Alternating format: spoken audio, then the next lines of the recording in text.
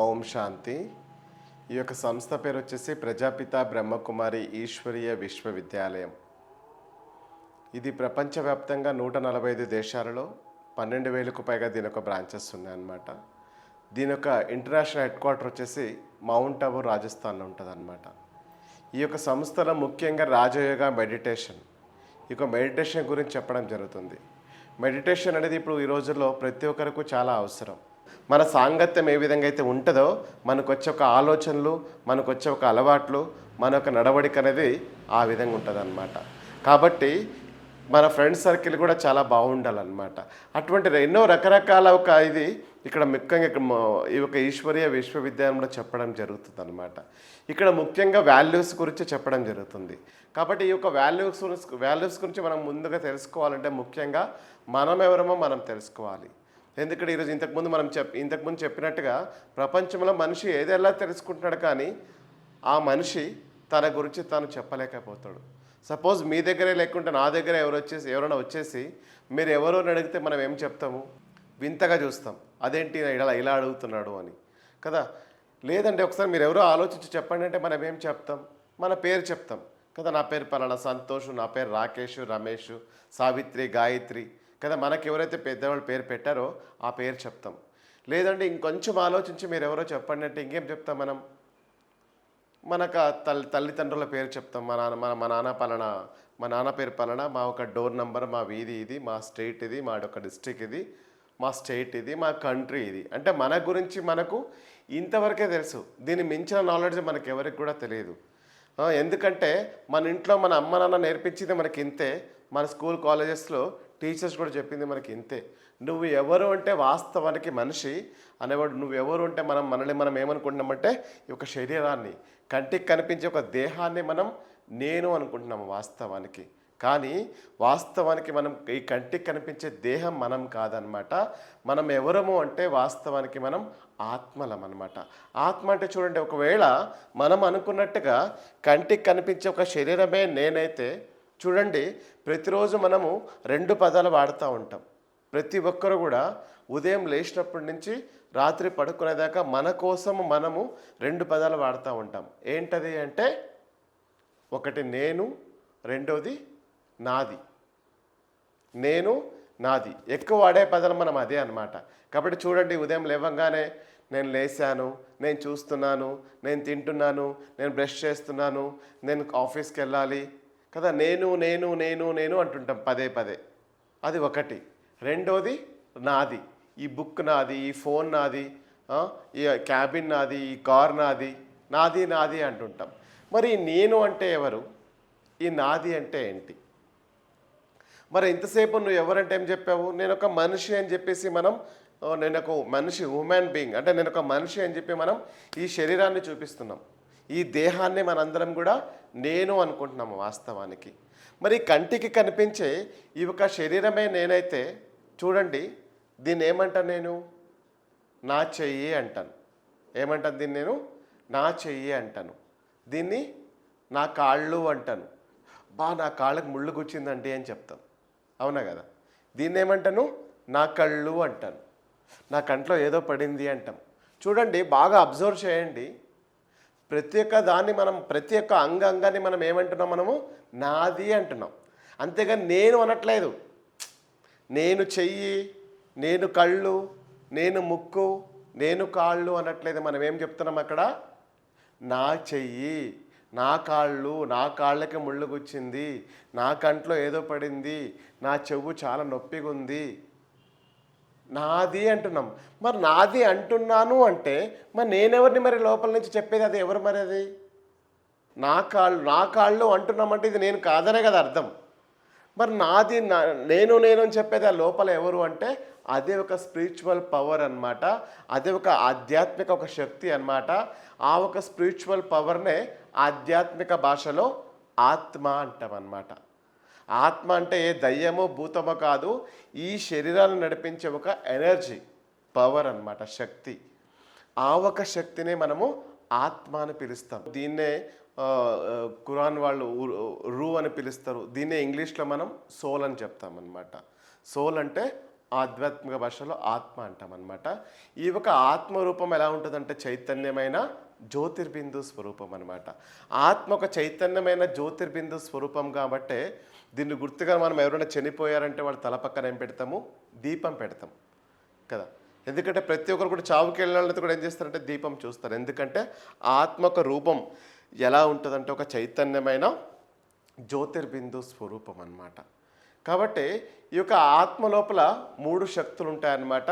ఒకటి మనస్సు, రెండోది బుద్ధి, మూడోది సంస్కారం అన్నమాట. మనస్సు, బుద్ధి, సంస్కారం.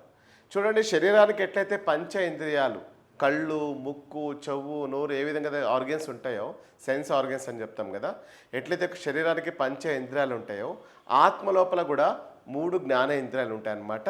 అవే ఒకటి మనస్సు, రెండోది బుద్ధి, మూడోది సంస్కారం అన్నమాట. మనస్సు ఏం చేస్తుందంటే ఫస్ట్ ఆలోచిస్తుంది.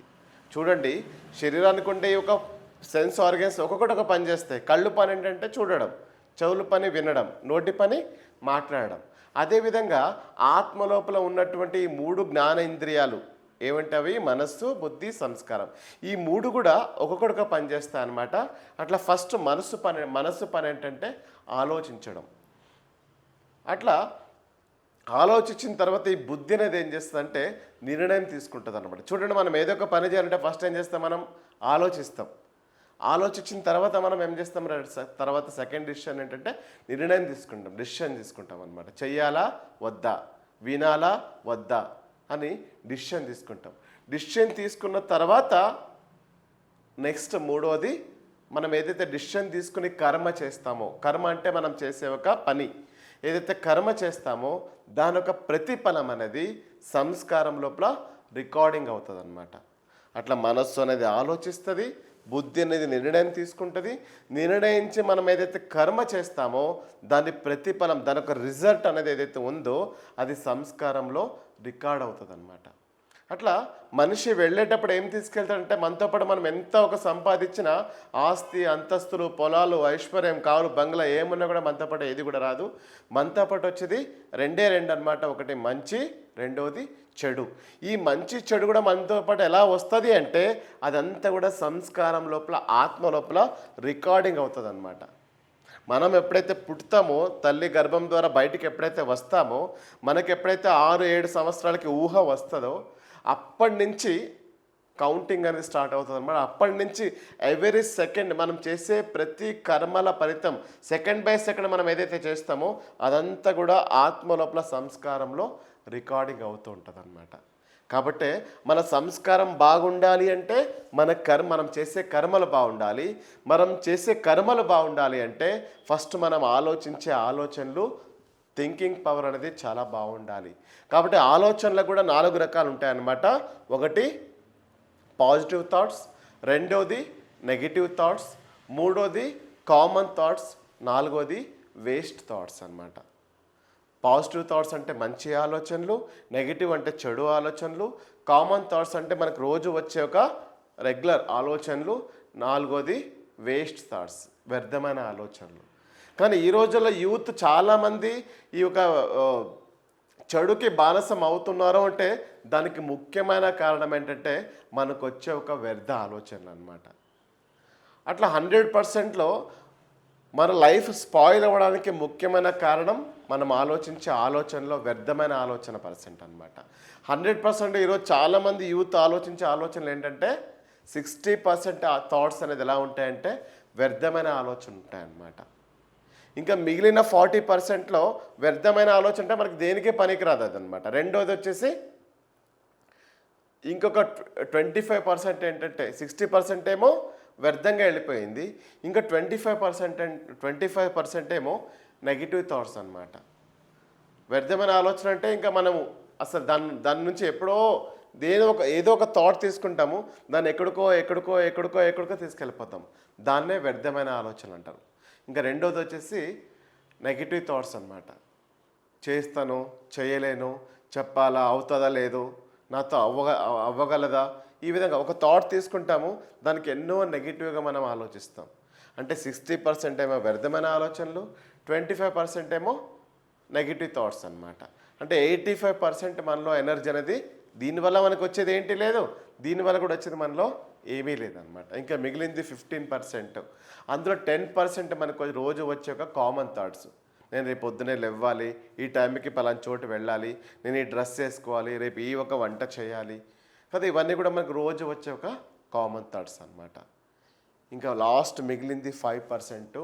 5% మాత్రమే మనం ఆలోచించే ఆలోచన ఎలా ఉంటున్నాయి అంటే పాజిటివ్గా ఉంటున్నాయి అనమాట. ఇదే ఒక పాజిటివ్ ఒక ఆలోచన ఒక శక్తిని మనం 100కి 100 లేకపోయినా కనీసం 50% మన ఆలోచనలు పాజిటివ్గా ఉంటే మనం ఈ యొక్క ప్రపంచంలో ఈ సొసైటీలో మనం ఎంతో ఉన్నత స్థాయికి చేరుకుంటాం అన్నమాట.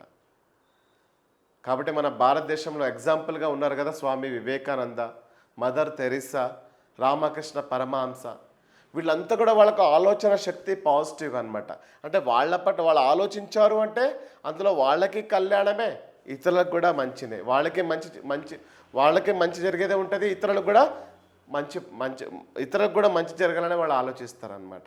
కాబట్టి ముఖ్యంగా మన లైఫ్ శ్రేష్టంగా మంచి మార్గం నడవాలి అంటే దానికి ముఖ్యంగా మన ఆలోచన శక్తి, మన ఆలోచనలు పాజిటివ్గా చేయాలన్నమాట. ఇది ముఖ్యంగా అన్నమాట. ఆ ఒక వాల్యూస్, ఆ ఒక ఎనర్జీ మనలో రావాలి అంటే మరి మనం ఇప్పటిదాకా చేసిన ఒక నెగిటివ్ ఇదంతా కూడా వెళ్ళాలి అంటే దానికి ఏం చేయాలి అంటే మెడిటేషన్ అన్నమాట. ఈ ఒక రాజయోగ మెడిటేషన్. ఈ ఒక మెడిటేషన్ చేయాలంటే ఏం చేయాలి అంటే ఆత్మ పరమాత్ముడిని స్మృతి చేయాలి. ఆత్మ పరమాత్ముడిని స్మృతి చేయాలి. మరి పరమాత్ముడు స్మృతి చేయాలి అంటే మనకి పరమాత్మ గురించి పూర్తిగా మనం తెలుసుకోవాలన్నమాట కదా. ఇప్పుడు చూడండి, మనం ఎదుటి వ్యక్తితో మన రిలేషన్షిప్ పెట్టుకోవాలి అంటే వాళ్ళ గురించి పూర్తిగా మనకి అవగాహన అనేది ఉండాలి. వాళ్ళు ఎవరు, వాళ్ళ పేరేంటి, వాళ్ళు ఎక్కడుంటారు, వాళ్ళ డిగ్నిటీ, వాళ్ళు ఏం చేస్తారు అని వాళ్ళ గురించి మనకి ఎప్పుడైతే పరిచయం ఏర్పడుతుందో అప్పుడు వాళ్ళ దగ్గర మనం మాట్లాడుతుంటాము. వాళ్ళు పదే పదే మనకు గుర్తుకు కూడా వస్తూ ఉంటారనమాట. అదేవిధంగా ఈ ఒక మెడిటేషన్లో కూడా మనము పరమాత్మను ధ్యానం చేయాలి అంటే పరమాత్మ గురించి మనకు పూర్తిగా అవగాహన ఉండాలి. కానీ చాలామంది యూత్ ఏం చెప్తారంటే ఈ రోజుల్లో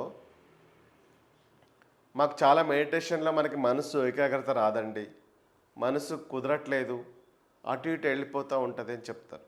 అది వాస్తవమే. ఎందుకంటే మనస్సు అటు ఇటు వెళుతుందంటే దానికి కారణం ఏంటంటే పరమాత్మని పట్ల మనకి పూర్తిగా అవగాహన, అంటే పూర్తి పరిచయం, పరమాత్మని పట్ల మనకి పూర్తి పరిచయం మనకి లేదు. కాబట్టి మనసు అటు ఇటు వెళ్తూ ఉంటుంది అనమాట. మనకి అంటే మనసుకి అంతగా ఎవరు తెలుసు? ఇంట్లో అమ్మ, నాన్న, భార్య, పిల్లలు, కొలీగ్స్, వీళ్ళే మాత్రమే తెలుసు. కాబట్టి మన మెడిటేషన్లోకి వచ్చినప్పుడు మనసు కూడా వాళ్ళ దగ్గరికే వెళ్తూ ఉంటుంది. ఎంతసేపు వాడు దానికి ఇది మాత్రమే తెలుసు, వీళ్ళ గురించే తెలుసు. మళ్ళీ పరమాత్మ గురించి తెలియదు. కాబట్టి ఆయన దగ్గరికి వెళ్ళాలి అంటే అసలు వెళ్ళడానికి సాధ్యమే లేదనమాట. కాబట్టి చాలామంది యూత్ చెప్తుంటారు మనకు మెడిటేషన్ కుదరట్లేదు అని చెప్పి. కాబట్టి ఒక మెడిటేషన్ మనకు కుదరాలి అంటే, పరమాత్మ ధ్యానం చేయాలి అంటే పరమాత్ముడి పట్ల మనం కొంచెమైనా ఆయన గురించి మనం తెలుసుకోవాలన్నమాట. ఇప్పుడు మనం తెలుసుకుంటాము పరమాత్మ గురించి. కాబట్టి పరమాత్ముడు ఎలా ఉంటాడు అంటే ఏ విధంగా ఆత్మ జ్యోతిర్బిందు స్వరూపము, అదేవిధంగా పరమాత్మ కూడా ఒక చైతన్యమైన జ్యోతిర్బిందు స్వరూపుడు అనమాట. కాబట్టి పరమాత్ముడు జ్యోతిర్బిందు స్వరూపుడు. కాబట్టే మన యొక్క హిందూ సాంప్రదాయంలో మనం జ్యోతికి ఎంతో ప్రాముఖ్యతనిస్తామన్నమాట. చూడండి, మనం ఏదో ఒక శుభకార్యం చేయాలన్నా కూడా ఫస్ట్ మనం ఏం చేస్తామంటే దీపారాధన చేస్తాం, జ్యోతిని వెలిగిస్తాం. అదేవిధంగా స్కూల్స్లో, కాలేజెస్లో కూడా ఏదైనా ఫంక్షన్లో ఫస్ట్ ఏం చేస్తారంటే క్యాండిల్ లైటింగ్ చేస్తారు, అంటే జ్యోతి ప్రజ్వలన చేస్తారనమాట. ఎందుకంటే పరమాత్ముడు ఒక రూపము, చైతన్యమైన జ్యోతిర్బిందు స్వరూపుడు పరమాత్ముడు అనమాట. కానీ అదేవిధంగా పూజ అంతా అయిపోయిన తర్వాత కూడా ఏం చేస్తాం, మనము హారతి చేస్తాం, మహామంగళారతి. అక్కడ కూడా ఏం చేస్తామంటే జ్యోతినే వెలిగిస్తాం. అదే జ్యోతికి మనం కళ్ళకు అద్దుకుంటాము, అదే జ్యోతిని తీసుకెళ్ళి అన్ని దేవతలకు కూడా చూపిస్తామన్నమాట.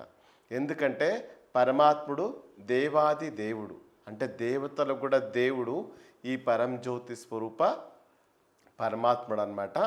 ఆయన యొక్క నామం వచ్చేసి సదాశివ అని పిలుస్తామన్నమాట. సదా అనగా ఎల్లప్పుడూ, శివ అనగా శుభకరుడు, మంగళకరుడు, కళ్యాణకరుడు అని అర్థం అన్నమాట. కాబట్టే మనము దీపారాధన చేస్తున్నాము, జ్యోతిని వెలిగిస్తున్నాము, జ్యోతికి కళ్ళగదుకుని మొక్కుతున్నాము కానీ జ్యోతిలాగే పరమాత్ముడు ఉంటాడనే విషయం మనకెవరికి కూడా తెలియదు అనమాట. కాబట్టే ఈరోజు మనం పరమాత్ముడు ఒక చైతన్యమైన జ్యోతిర్బిందు స్వరూపుడు, ఆయన యొక్క నామం వచ్చేసి సదాశివ. కానీ పరమాత్ముడు జ్యోతి స్వరూపుడు కాబట్టే అతని యొక్క సంతానమైన మనందరం ఎవరమంటే ఆత్మలం. ఇంతకుముందు చెప్పాం కదా, మనందరం ఎవరమంటే ఆత్మలం. కాబట్టి పరమాత్ముడు జ్యోతిర్బిందు స్వరూపుడు కాబట్టే మనందరం ఆత్మలం కూడా ఎలా ఉన్నాము అంటే చైతన్యమైన జ్యోతిర్బిందు స్వరూప ఆత్మ అన్నమాట. చూడండి, మన అమ్మ నాన్న అయితే ఎట్లయితే ఉంటారో మన బాడీ యొక్క పోలికలు కూడా సేమ్ అలాగే ఉంటాయి. కాబట్టి చాలామంది చెప్తారు, సేమ్ మీ అమ్మలాగే ఉన్నావమ్మా, మీ నాన్నలాగే ఉన్నావురా అని చెప్తారు. అంటే ఈ బాడీకి తల్లిదండ్రులు ఎవరంటే వీళ్ళు ఎలాగైతే ఉన్నారో దీని యొక్క పోలికలు కూడా సేమ్ అలాగే ఉన్నాయి. మరి దీన్ని నడిపించేది ఎవరు అంటే ఆత్మ. దీని లోపల ఉండేది ఎవరు అంటే ఆత్మ. మరి ఎట్లా ఆత్మలకి తల్లిదండ్రి ఎవరు? దీనికి తల్లిదండ్రి వీళ్ళు ఎలాగైతే ఉన్నారో దీని యొక్క పోలికలు అలా ఉన్నాయి. మరి ఆత్మకి తల్లిదండ్రి ఎవరంటే పరమాత్మ.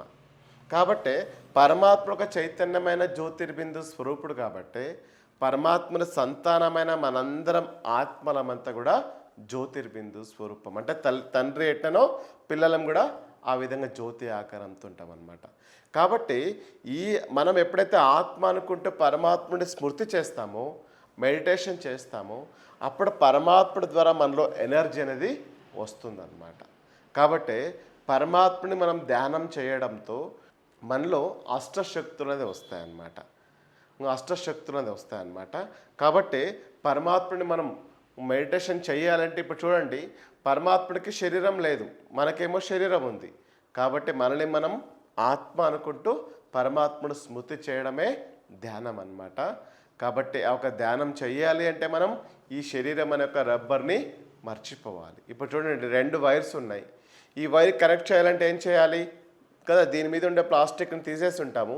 దీని మీద ఉండే ప్లాస్టిక్ని తీసినప్పుడే రెండింటికి పవర్ అనేది పాస్ అవుతుంది. అదేవిధంగా మనం కూడా మనకేమో బాడీ అనే ఒక రబ్బర్ ఉంది, కానీ పరమాత్ముడికి శరీరం అనే ఒక రబ్బర్ లేదు. కాబట్టి పరమాత్ముడు జ్యోతి స్వరూపుడు కాబట్టి మనల్ని మనం ఎప్పుడైతే నేను ఒక ఆత్మ జ్యోతిర్బిందు స్వరూపం అని ఎప్పుడైతే అనుకుంటూ పరమాత్ముడి స్మృతి చేస్తానో అప్పుడే ఆయన ద్వారా ఒక స్పిరిచువల్ ఎనర్జీ అనేది వస్తుందన్నమాట. ఆ ఒక స్పిరిచువల్ ఎనర్జీ ద్వారా మనలో సుఖము, శాంతి, ఆనందము, ప్రేమ ఇవన్నీ కూడా వస్తాయన్నమాట. దీని ద్వారా మనొక లైఫ్ అనేది ఎంతో సుఖమయ సంసారంగా చాలా హ్యాపీ లైఫ్గా మారుతుందన్నమాట. అది ఈ యొక్క మెడిటేషన్లో ఉండే ఒక పవర్ అన్నమాట. ఓం శాంతి.